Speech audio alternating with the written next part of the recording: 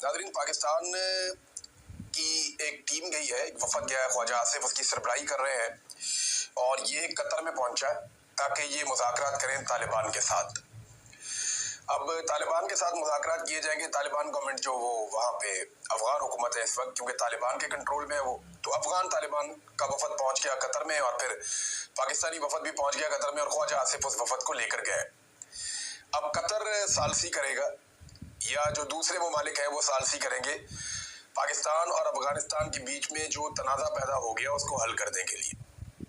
अंदाज़ा कीजिए, अभी चंद साल पहले की बात है कि जब अमेरिका को तालिबान से बात करनी थी तो पाकिस्तान ने सहूलतकारी फराहम की थी, क्योंकि पाकिस्तान के ताल्लुकात अशरफ गनी हुकूमत से या हामिद करज़ई हुकूमत से अच्छे नहीं थे, तो पाकिस्तान ने सपोर्ट किया हुआ था तालिबान को और पाकिस्तान को लगता था कि ये इक़्तिदार में आएंगे। पाकिस्तान ने बड़ा सेलिब्रेट भी किया था इस बात को, उस दौर के जर्नैल बड़े खुश थे।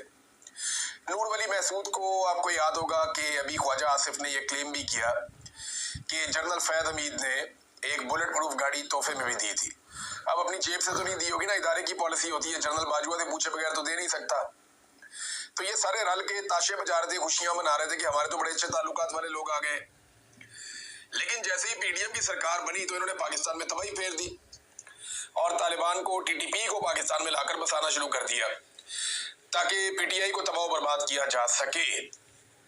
वो तो हुआ नहीं, पाकिस्तान में बदअमनी पैदा हो गई और बड़े पैमाने पे पैदा हो गई और अफगानिस्तान को आहिस्ता आहिस्ता मौजूदा जो रजीम है उन्होंने अपनी पॉलिसी से मगरबी ममालिक को या डोनाल्ड ट्रंप को राजी रखने के लिए अपना दुश्मन डिक्लेयर कर दिया। अब इंडिया की बदतरीन दुश्मनी थी इन्हीं तालिबान के साथ। ये जो अफगान तालिबान है, इंडिया की इनके साथ बदतरीन दुश्मनी रही है और इंडिया जहां जहां इंडिया के लोग मौजूद थे या उनका सफारत खाना, वो सारे वो छोड़ छाड़ के चले गए थे। कोई बंदा वहां काम करने के लिए तैयार नहीं था। इंडियंस की, यानी अगर अमेरिका के बाद सबसे बड़ी शर्मिंदगी और नाकामी किसी को हुई थी तो वो इंडिया को हुई थी और पाकिस्तान में हमने इस पे वीलॉग्स किए थे कि इंडिया का अरबों डॉलर डूब गया। सबसे बड़ी इन्वेस्टमेंट इंडिया की तबाह हुई इस रीजन के अंदर।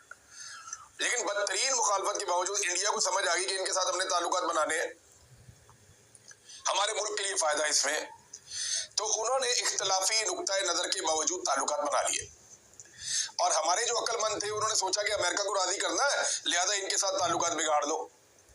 तो हमने अफगानिस्तान को अपना दुश्मन मुल्क डिक्लेयर कर दिया। वही ख्वाजा आसिफ मुज़ाकरात के लिए गए हुए, तो मुज़ाकरात की कामयाबी का अंदाजा तो आपको पहले ही हो जाना चाहिए कि जो शख्स एक मुल्क को कहता है ये मेरा दुश्मन मुल्क है, वो उसके साथ जाकर मुज़ाकरात करेगा तो मामला कहाँ से शुरू होगा। अब वो ये तो नहीं कह सकता कि आप हमारे भाई हैं,